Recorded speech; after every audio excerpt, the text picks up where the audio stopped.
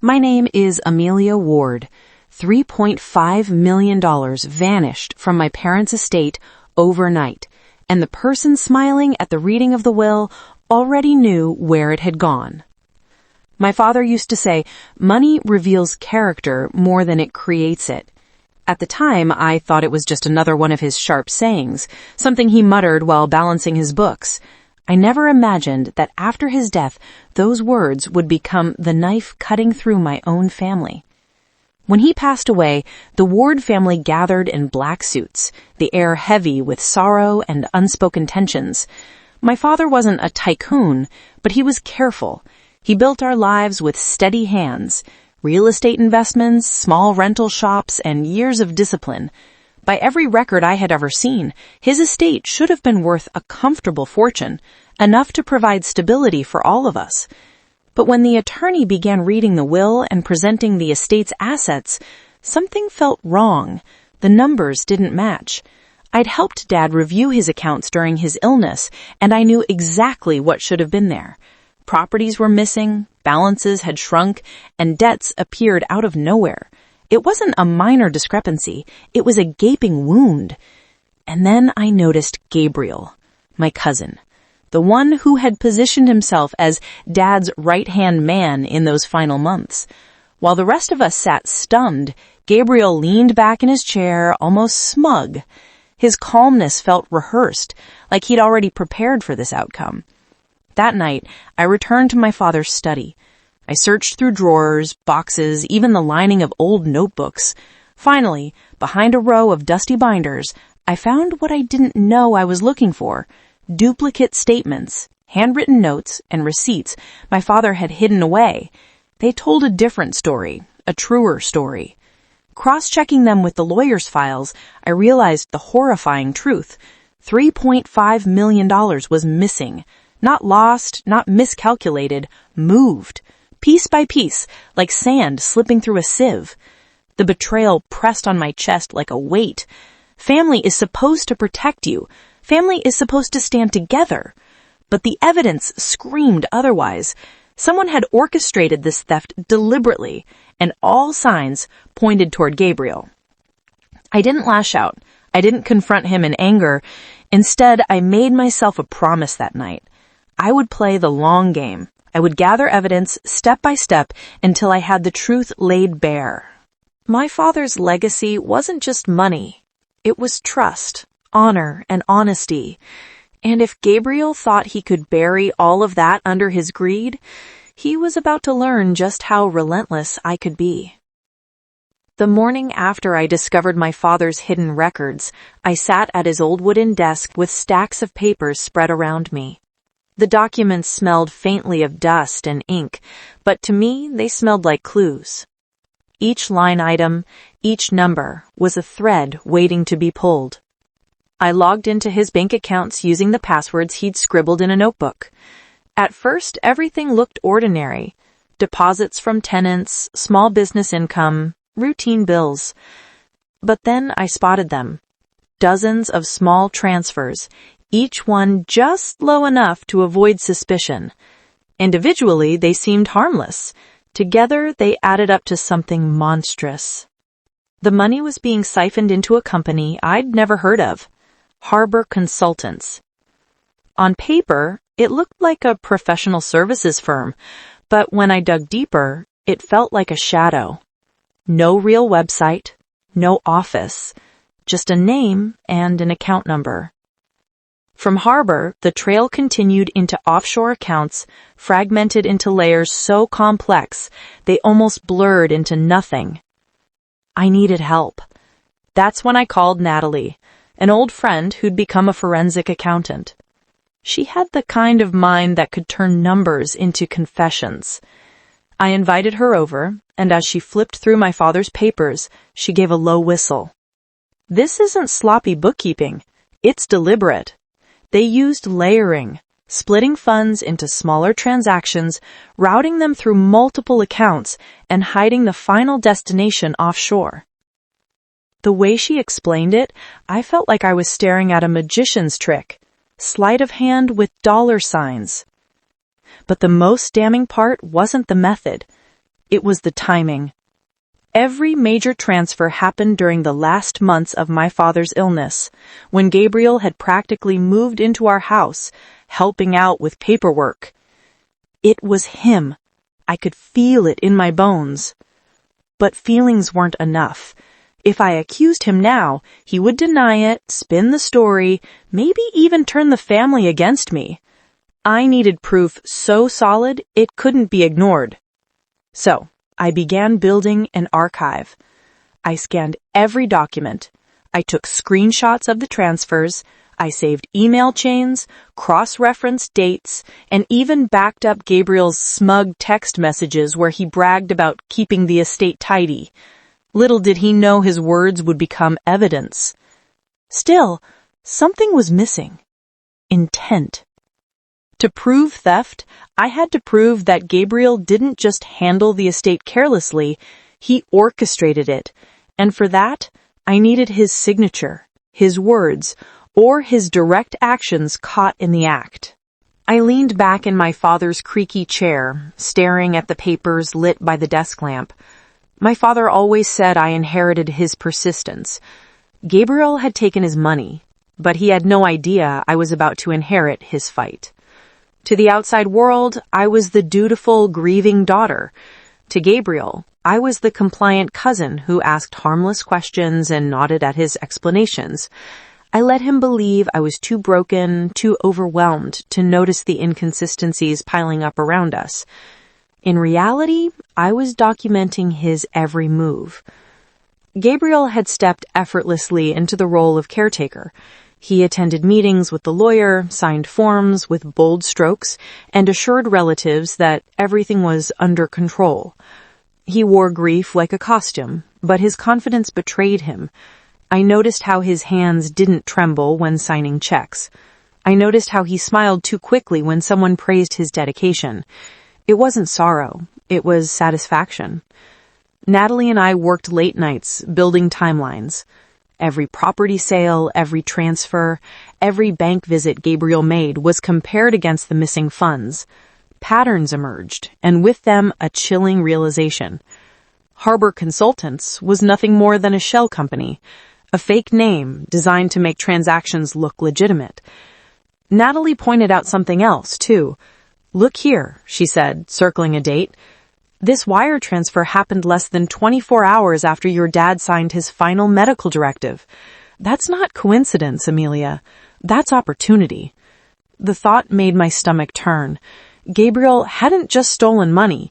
He'd exploited the exact moment my father was too weak to fight back. Still, I needed more.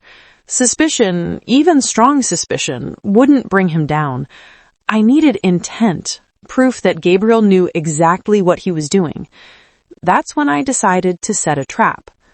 At a family gathering, I casually mentioned that I had spoken to a bank manager who flagged some odd activity in the estate's accounts. It was a lie, but a strategic one. Gabriel froze for just a second, then forced a laugh and said something about clerical errors.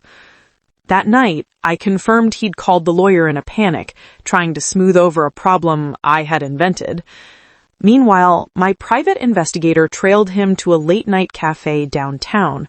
The photos he delivered made my blood run cold. Gabriel, handing a thick envelope to a man tied to Harbor Consultants. The man's bank accounts were already on our radar. Suddenly, Gabriel's mask slipped from suspicion into certainty. Each piece of evidence added weight to the case I was building. I now had timelines, paper trails, and photographic proof. But I still played my part, nodding along at dinners, offering to help with small errands, acting like the cousin who trusted him. Because if Gabriel suspected even for a moment that I knew the truth, he'd bury the trail so deep no one could follow. I had to be patient. The day was coming when I would lay everything bare, and when that day came, Gabriel's carefully rehearsed performance of mourning would crumble, leaving nothing but his greed exposed.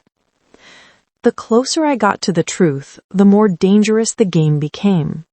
Gabriel had no idea I was watching him, but he was clever enough to sense when the ground beneath him started to shift. I knew if I moved too soon, he'd bury the money deeper. If I waited too long, it would vanish forever. Timing was everything. Natalie and I decided the best place to strike would be the quarterly family trust meeting. Gabriel himself had arranged it, hoping to cement his control and silence any lingering doubts. He expected polite nods, signatures on dotted lines, and a chorus of relatives thanking him for handling everything so smoothly. Instead, he would walk straight into a trap. The days leading up to the meeting were exhausting. I organized a binder thicker than any courtroom file. Every transfer, every receipt, every suspicious invoice, all annotated with dates and explanations. Natalie created a timeline that turned the chaos into a clear story. Money moving out, Gabriel making calls, harbor consultants receiving payments, and the offshore accounts swelling with funds. My private investigator even had photos of Gabriel passing envelopes to Harbor's intermediary. But evidence alone wasn't enough. I needed an audience, people who mattered. So, with some gentle persuasion, I convinced a compliance officer from the bank to sit in unofficially. If Gabriel tried to brush off my accusations as paranoia, there would be someone present who spoke the language of finance and law. The day arrived. The family gathered around the polished mahogany table, the lawyer shuffling papers with the calmness of someone expecting a routine discussion. Gabriel sat at the head, wearing a dark suit and that smug little smile. He looked like a man about to crown himself king of the estate. I waited until halfway through the meeting before making my move. With a steady hand, I opened my binder and laid out the first page, a statement from one of Dad's accounts. According to this, I said softly, $250,000 was withdrawn the same week Dad was hospitalized. But here, I slid another page across the table, is his handwritten note from that week, confirming the account was untouched. Murmurs filled the room. Gabriel stiffened, his pen frozen in midair. Page after page, I built my case. Each document was a brick, and together they formed a wall no denial could climb. The numbers matched the timeline, the photos matched the payments, and the shell company led back to Gabriel. By the time I reached the offshore accounts, the room had fallen into stunned silence. Finally, I spoke the number out loud. $3.5 million. Gone. The compliance officer cleared his throat and placed a bank printout on the table. These transactions have already triggered internal alerts, he said. We'll be escalating them immediately. Gabriel's face drained of color. He stammered about consulting fees and temporary reallocations, but his voice cracked under the weight of the evidence. For the first time, I saw fear in his eyes. The trap had sprung, and Gabriel knew it. The silence after Gabriel's collapse into stammering excuses was louder than any shouting match. My relatives sat frozen, their eyes darting between him and the evidence spread across the table. The mahogany surface that once held neat estate documents now bore the proof of betrayal. The lawyer cleared his throat, but his voice lacked its usual authority. These are serious allegations. They're not allegations, I said, my voice steady. They're facts. Every document, every transfer, every photograph leads to the same person, Gabriel. Gabriel tried to laugh, but it came out strained. You think I'd risk everything for money? She's grieving. She's imagining conspiracies where there are none. But the compliance officer shut him down with a single line. The accounts are real, and the money is missing. This is fraud. The room erupted in whispers, relatives shifting in their chairs, faces pale. Some looked betrayed, others furious. My aunt, Gabriel's own mother, buried her face in her hands. That night marked the unraveling of Gabriel's empire of lies. The bank launched a formal investigation. Lawyers circled like hawks. Within weeks, subpoenas followed, and Gabriel's assets were frozen. He went from swaggering heir apparent to a man cornered by his own greed. For me, the fight wasn't over. I attended every meeting, supplied every file, and answered every question. My persistence became the final weapon my father had left me. Piece by piece, the truth became undeniable. Gabriel had exploited my father's illness, siphoned millions, and hidden it under the guise of managing the estate.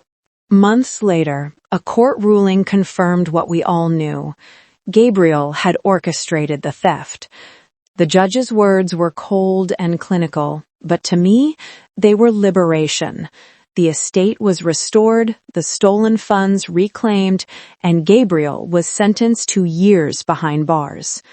The day he was led away in handcuffs, I felt no triumph, just a quiet, heavy relief. Justice wasn't joy. It was balance being restored. When the estate finally settled, I inherited not just money, but responsibility. My father's businesses, his properties, his legacy, all of it was now mine to protect. I walked through his study one last time, touching the spines of his old binders, the desk where I had pieced together the truth. Natalie asked me once if I ever regretted digging so deep. "Sometimes ignorance feels easier," she said. I shook my head. Ignorance is how Gabriel got away with it for so long. My father taught me better than that. The money mattered, of course, but more than that, it was about trust. My father had lived his life with honesty, and I couldn't let his memory be stained by Gabriel's grade. As I locked the study door, I whispered the words my father had once told me. Money reveals character more than it creates it. Gabriel's character was revealed in theft. Mine, I hoped, was revealed in the fight to set things right. And that, I decided, would be my true inheritance.